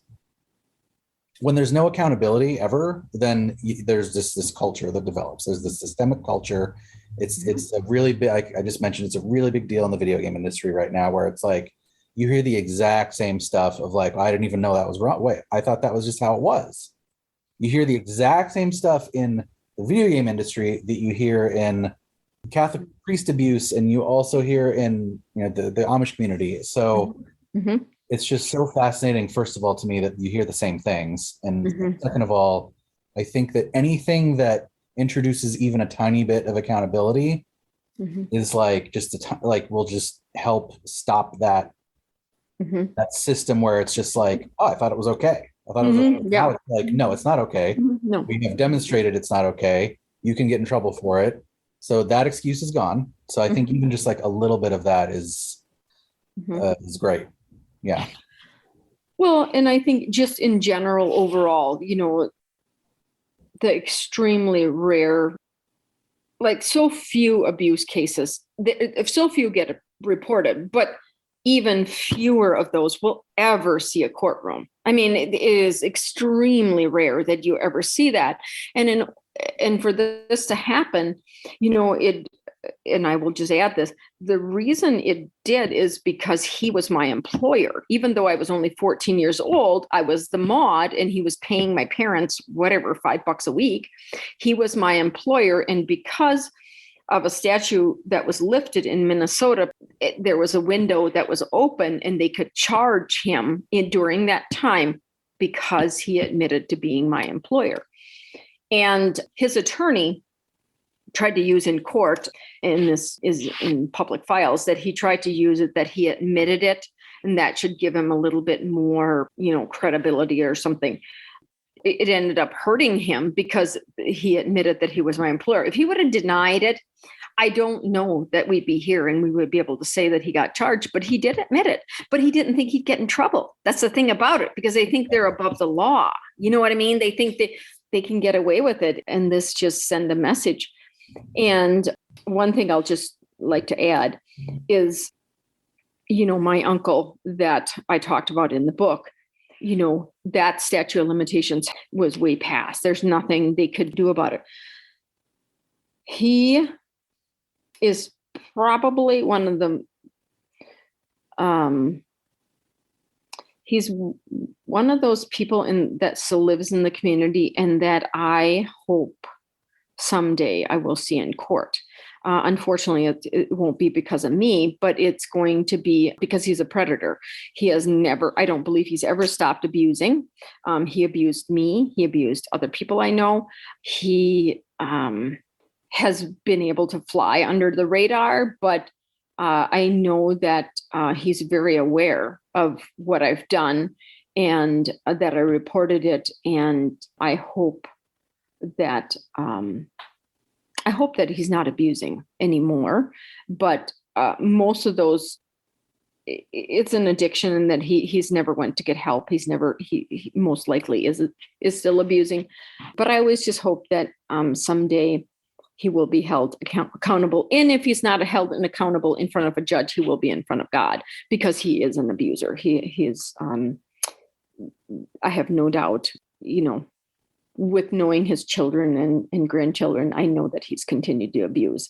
I am not just some isolated niece that he's abused. I know he's done it to others. That's unfortunate. It's very unfortunate. I do hope that, like if your case even makes one person think twice when they wouldn't have thought twice before, then you've succeeded, so that's yeah. good. And I think it did. From what I've talked to, so what happened soon after my book was released, I didn't know how quick it would circulate in the community, but a local store chose to sell it and she doesn't take a commission. She just wants to sell it. And I know people come in and buy it from her. And very quickly, or very soon after the book was released, an Amish couple called and they said they'd like to talk to me about it. So I went out, and they were able to tell me that they sat in the church session where my abuser confessed to abusing me. And what that did is just validated that other adults, community members, knew what happened, and they chose to do nothing. Yet I don't hold them accountable. Yet I hold the bishop and the other preachers accountable. They knew what was going on, but they chose to do nothing. But what they did is they were able to, just tell me in their own words, okay, we heard his side of the story. Now we read yours. We understand abuse so much better now. We know how to talk to our kids and our grandkids about it. And to me, that was, okay, that's it. I've made a difference. And from now on, and then one of the questions I asked them is, I said, so what do you think is happening in the community now? I said, and she said, well, there was a lot of people that were coming forward and talking about it, but we don't think it's happening anymore now. Yeah, I would love to think that, but I know it's still happening, because it can't just stop. Because of, I do think that I made a difference, but there's still going to be cases, because it's a generational curse that's been going on. It doesn't just stop with one person coming out. No. But I do appreciate the fact that I think that I've made a difference. But will that difference be temporarily keep people from doing bad things, and then they'll go back to what they were doing before? I kind of expect so. And I think that there's a good chance too that I won't see it in my generation. I might not see it, but my kids and my grandkids might be able to see it, or the Amish kids, the next generation might be able to go back and say, oh, maybe this is what we've learned. This is what we're going to do different. You planted a seed, and there you go. Mm-hmm. What it is. And you mentioned the thing about not facing consequences within the church. That's another thing that is just so enraging, is that it's it's almost worse than the original abuse, is that when it comes to light, it's instead of accountability, instead of even turning another eye, oftentimes it's active protection. Mm-hmm. And it's okay, well, why do you think this happens then? Why do you think that they feel empowered and invincible? It's because they know that if something happens, then they will be protected, even if they don't know that on an intellectual level. Deep down, they know that they are completely safe. That it's just anyway. We could talk about that forever. For another episode. Yeah, reading your story, and there's been other recent stories too, like Tears of the Silenced is another book about abuse in the Amish communities. It's very eye-opening to outsiders. So, what my question is this something that has recently started happening more, or is it just that the rest of the English world, quote unquote, is just recently finding out about something that's actually been going on for a long time. Mm-hmm. I truly believe that sexual abuse, emotional abuse, physical abuse has been going on in the Amish community for probably as long as the Amish have been in existence. The only reason that the general population is hearing about it is because people like me have started coming out, and there has been local investigators and prosecutors that started listening and prosecuting these cases.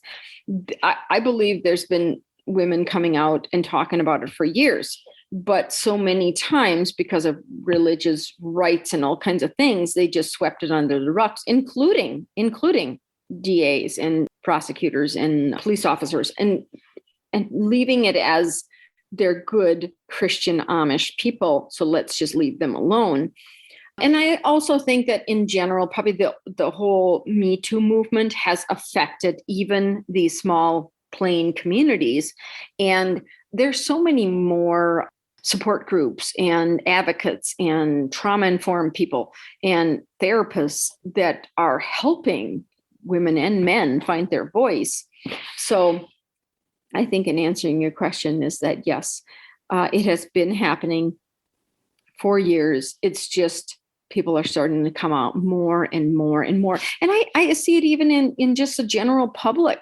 I'm seeing people are talking about it more. It's not a taboo thing. It does make some people uncomfortable. I know it does. But yet more and more people are coming forward and talking about it. And the more you talk about it, the more it becomes something that we're talking about. We're not just hiding it. We're not just, closing our curtains on it. And I think, you mentioned a good point. Molly, I think, mentioned this too, is the people from different communities, widely dispersed communities, being able to connect with each other on this is really interesting too, I think. Like just now talking about, working in the video game industry, which is like entertainment technology, right? And then the Amish community couldn't seem more separate, but here they are saying the same words. They're saying, I know this was wrong. They're both saying the exact same words, despite being way over here and way over here. And it makes you kind of go like, why are they saying the same words? Something's up here. So I think that helps too, is being able to like connect with each other now that we have the internet and all this stuff. And I was going to say, and we kind of talk bad about the technology and media things, but yet, you know what? It's really good. It's really good because, we can sit here and have a conversation. Years ago, you made a phone call on a home line. It's a good thing. And I think you just have to, you have to just use your own discernment. What is good. Like for my own mental health, I don't watch news in general. I quit that years ago because that was just something I needed to do. That's good. Other people, but other people can do it. That's fine. I don't care. That's fine. And I don't do politics. I don't get into politics at all whatsoever. So I don't want to say that technology is all bad, because it really isn't, because I can't imagine life without a phone. So right. Yeah. It is a double-edged sword for sure. Yeah, it is. It is. You just have to use your own, and that's with my own kids. I had special rules and special things that, no, you can't have a TV in your room. You can't have your phone in your room when you're a young child. I just make rules. And some of my kids are probably smarter than I am on technology, and they know what you post will forever be posted. Oh, no, kids are terrifying with technology. I mean, we have a niece, she's like 2 years old, and she's already on the phone going, up and down. I know. It's like, oh my God, you're 2. Yeah. I know. I'm thank God my youngest is 14. So I'm like, Now, you already answered this a little bit when you were talking about how you kind of don't view the Amish as necessarily Christian. But I do want to ask you sort of like the cult gimmick question, right? It's because cults are just weird, and cult is not a very scientific term. It's just more of like a feel thing most of the time.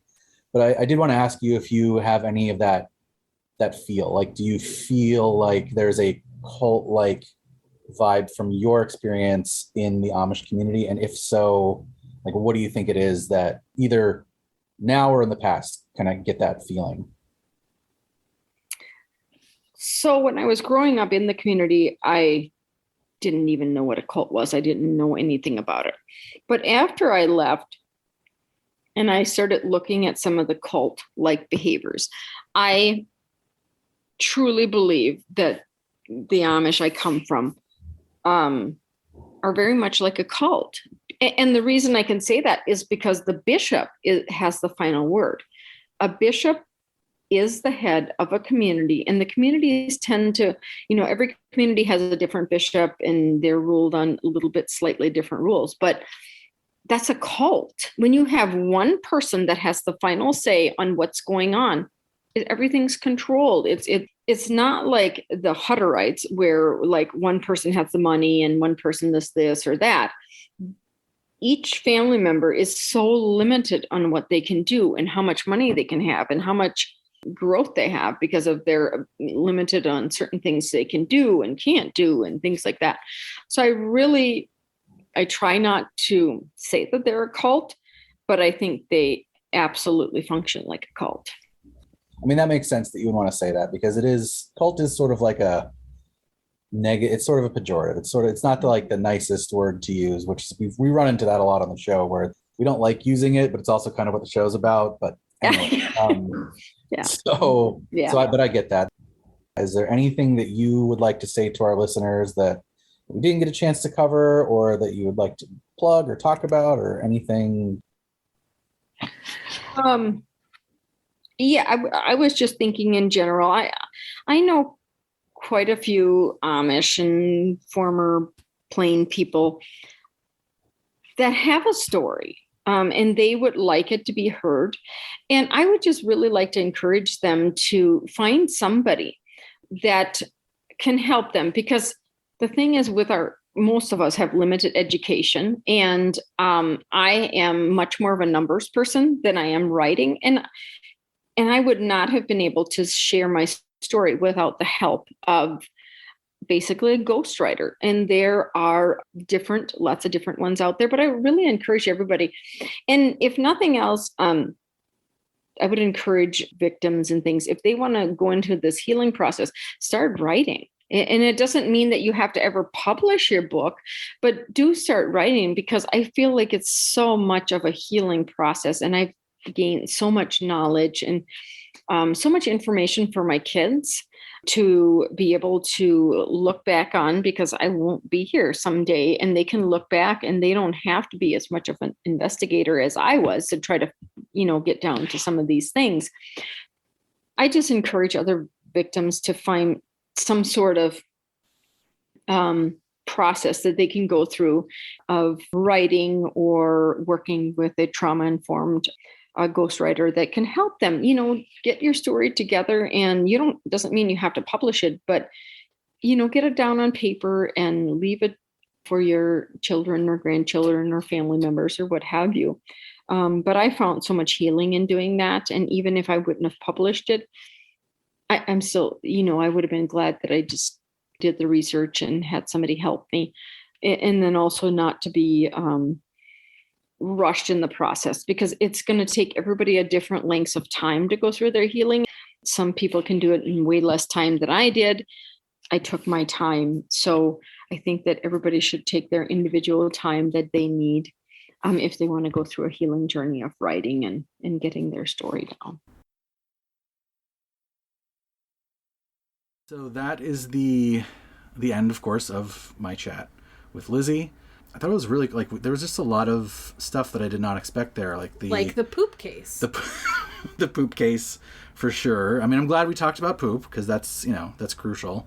The poop case did illustrate, though, the challenges of I want to be isolated, but there's really no such thing as isolation. And we're discovering that with COVID, right? Where it's like, I want my freedoms, but we're all connected in this way that unfortunately makes COVID really bad for America. The concept of rugged individualism is incompatible with what it means to be a human. Yeah. The reason why we even exist as an animal is because of community. But the Amish have their own community. It's the wider effect that their sanitation has, right? So anyway, that's a whole another topic. We're not talking about the history of sanitation today. We should be, though. We talked about the history of another water-related thing last episode, so I think let's push that off for a bit. But yeah, I'm glad that she talked about that. I'm glad she talked about how she views the Amish in general, whether they are even Christian or not in a way. She called them a cult, so we don't even have to decide on that here. So that's pretty nice. Oh wait, do we have to do that? Yeah, we don't even have to do it anymore. No, because she said. Is cult. That real? No, that's not. No, of course we have to do it. It's the gimmick, Kayla. We have to do the criteria. Oh my God. That's what the people come to this podcast That's what for. they want. That's what the people want. My only question coming out of this is, who are the Hutterites? Oh. Okay, so the Hutterites are just like they're another. Think of them as like a Amish cousins of the Amish. Amish light? They're not necessarily light, but they are also Anabaptists. They are also plain people. So they're very similar, just a different group. All right. So as we just said, it's time for the criteria. So after 2 episodes of discussing first the Anabaptists and then the Mennonite / Amish communities. Yes, that's the criteria page. That's our things. So let's go. Let's get to it. All right, so the first thing let's talk about is just because that's actually the last thing Lizzie mentioned, and we hadn't really talked about it as much, but charismatic leader. She talked about how the bishops sort of like have control, and that's what makes it a cult to her. But the bishops still feel like henchmen. Yeah. I mean, there's no real cares. I mean, there's Jacob Amon, but we know very little about him. And there's Jesus. There's God. There's those guys that overthrew the government in Munster in the 1500s. I don't know.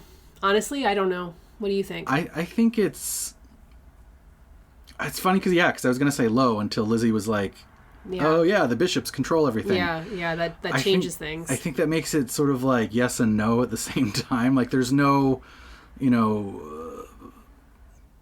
Jim Jones. Yeah, so there's no like Jim Jones or David Koresh or something like that. Right. But there is a sense of that from the bishops having control of everything, and they have to interpret the Bible for you and that kind of stuff. So it's not maybe not mid. Okay, mid.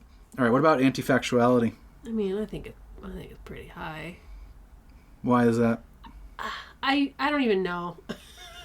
I think that anytime you have a group that's trying to suppress information seeking and its people, crossing out words in the dictionary. Yeah, blacking words out in the dictionary, having a Bible being in a completely different language. Misquote. She said they misquote the honor thy father and mother. Yeah, it's honor thy father and mother in the Lord, and they always leave out in the Lord. That feels pretty anti-factual to me. Yeah, it just and I feel like sexism. I feel like sexism is anti-factual. Does that make sense? Yeah. And she talked a lot about how men and women are treated differently and treated as if there is this inherent crazy difference between men and men are this way, women are this way, and that feels anti-factual to me. Like being really into that, feels anti-factual, and I don't know if anti-factual is even the right word, but just the suppression of information seeking, the suppression of knowledge seeking is very, very high.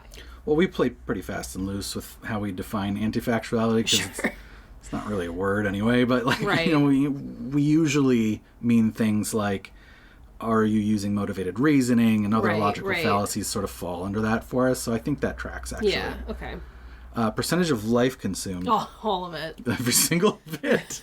It's 100%. It was more than 100%. I don't know. Yeah, especially because of the isolation, right? Yeah. It's like your entire life is in this community and you cannot leave except under certain circumstances. Right. The Ordnung is all consuming. They tell you what color curtains to have. Right. And even, you two talked a lot about, leaving and coming back, or leaving but still feeling a part of the community, or living, like as she does, close to the community. It is a very big part of identity. So even outside of the it takes over, it's a very big part of identity. Yeah. The pulling you back in is an interesting thing too. Yeah.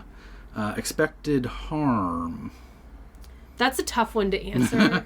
But certainly in the case that we know about. Yes, in the case that we know about, high, and Lizzie and Molly both talked about how this is a widespread thing. This has happened to a lot of people. Abuse is systemic in this community. I think that I don't have any sort of objective understanding of this community. I'm not sure it's possible to have an objective understanding of any community, but particularly this community. Yeah. So as far as I know, the expected harm is pretty high. And I think, again, the things like sexism also indicate expected harm for men and women and people who don't fall into that neat little binary. Yeah. I thought, I kind of wish I had saved this criteria for last, because I thought that the sort of the defining criterion for this one was going to be, is it niche, right? Like, because of how isolated they are. Right. I thought that was going to be, because like, if you want to zoom like way out 10,000 feet view. Right. On this show, like, we talk about this a lot, where it's like, okay, there's certain things that really, if you had to like boil down the criteria to like two things, I think I would boil it down to, is it niche, and how harmful is it? How abusive is it? Because I think that's what most people are thinking about when they think about cults. And if it's niche, then we're like, oh, that's a new religious movement. Right. And if it's abusive, then we're like, oh, that's a cult. Right. Right. So like, that's a lot of, I think, what we talk about on the show is like, because nobody would give a shit about Scientology if it wasn't like hurting people. If it didn't have people come away and be like, yes, I was kept in a prison and my family was told to, like if it didn't have family separation and all that shit and suck all your money dry, nobody would care that Scientology was some weirdos. Right. If there was no expected harm, it's like, yeah, people go be weird. Who cares? Like, more power to you. It's like, then it's like tulpas, right? Then it's like, okay, cool. Yeah, you're weird. Awesome. Good job, you guys. So I think that's kind of like, there's this real balance between like, and I think there's not just a balance, but also like a unspoken sort of like confusion conflict where it's like, that's not a cult, it's just niche and it's a new religious movement. But then other people are like, actually, they abuse the shit out of me. They're Moonies. They're very bad. Right. And so I think that's, I don't know, I just wanted to say something about that, because a lot of that kind of crystallized for me in this episode was like, we don't care that the Amish are isolated and like do horse and buggies. In fact, like, that's kind of cool. That's where the tourist dollars come from. Right. It's not that. It's the abuse. It's the abusive systems that make us go, I think this is pretty cult-like. Because otherwise I would just say it's different. I think that some of these groups that do rely on abuse tactics then fall back on they're just persecuting us for our beliefs. For being different, They're just persecuting us for being different. Scientology does that. Exactly. It seems like maybe the Amish do that. NXIVM does that. They're just persecuting us. They're jealous. They want to tear us down. Every MLM does that. Yeah, they're persecuting us, as opposed to they're mad that we do abuse at people. Yeah. So expected harm high. Yeah. And also shed some new light on the entire way of thinking about this for me. And since we already sort of talked about this, is it niche? Yes, definitely. Hella niche. Hella niche. I mean, it's I think, widely known about in an interesting way. It's like, there's that mythology. There's that mythology about like, Amish barn raising, and we talked a lot with Molly, or like, Amish products being good. We know generally that the Amish exists, but obviously they're an extremely insular, isolated community. Niche. And the history that you talked about in the last episode is not necessarily well known. It's not deep. Like, they were niche at the time. Yeah, they were niche at the time, and they've remained niche. At the time, both Protestants and Catholics were like, boo Anabaptists, you weirdos. And any sort of deep understanding of it is, that specialized knowledge. It's not general knowledge. Right. So yeah, I think it's high there. Chain of victims. I mean, Lizzie talked about how the population is growing. In our own research, we've learned that the population is growing, even with being such an isolated community. And it seems... But they don't recruit. They don't recruit, but that doesn't mean your kid can't be a victim. No, of course it can. But when I think chain of victims, I think of the recruitment aspect, again, of like something like an MLM, where you were a victim and then you became the victimizer by recruiting somebody else. I think that Lizzie's not recruiting anybody to be like, she's not passing that on. She's stopping it. No, but I think that parents that people get abused by this system, by this religion, and then they have 14 children, and then those kids live through that same abuse, and then they don't leave the community. It's a very insular, self-maintaining community, and then they stay, and then they do the same thing. I think that there's a case to be made. That it does. And I don't necessarily want to equate, like, you know, benign indoctrination or just like passing along your culture to your children as abuse. That's not abuse, but it seems like there's maybe a culture of abuse here that gets passed down to children. She did call it a generational curse. That suggests that there's some chain going on there, a victim chain going on, even if it's not MLM like in nature. Right. All right, the last one's dogmatic. We're right, everybody else is wrong. I mean, the isolated nature kind of speaks to that. The fact that everybody else has like kind of a little bit of a derogatory just like labels, like there's the Amish and then there's everybody else and they're the English. Yeah, right. So that, aside from charismatic leader, which was, we said sort of middle of the road, it scores pretty high on everything else, I think. Are we comfortable? Are we comfortable? The first like religion that we've covered, and I guess Amish is not just a religion. It's like a weird community, religious culture. It's like a culture and a religion at the same time. Are we comfortable saying that that is a cult?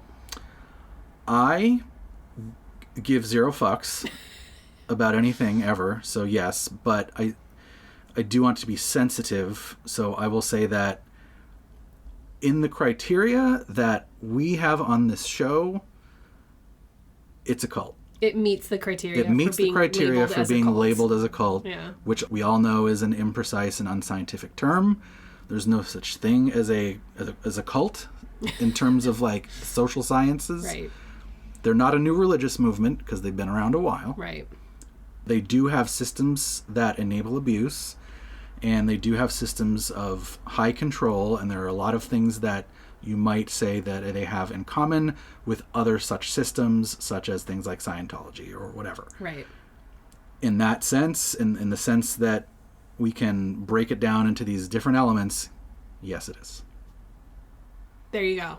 You heard it here first. You probably didn't hear it here first. No, absolutely not. We're definitely not the first people who've compared the Amish to a cult. Not even close. But you heard it here. Actually, they probably were calling them that literally back in the day. In the 1500s. Yeah. When they So you heard it here last. You heard it here at some point in your journey on this thing we call life. So anyway, thank you again to Lizzie and to Molly for connecting us back with Lizzie. It was a pleasure talking to both of you.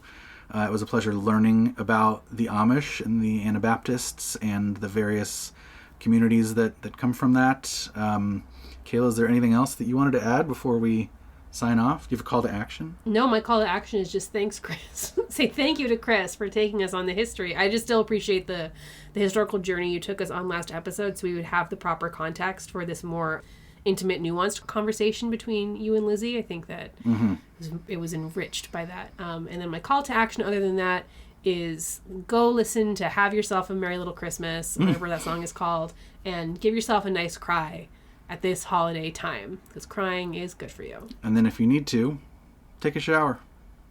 Stinky. You filthy devil. You dirty listeners. This is Chris. This is Kayla. And this has been Cult or Just Weird.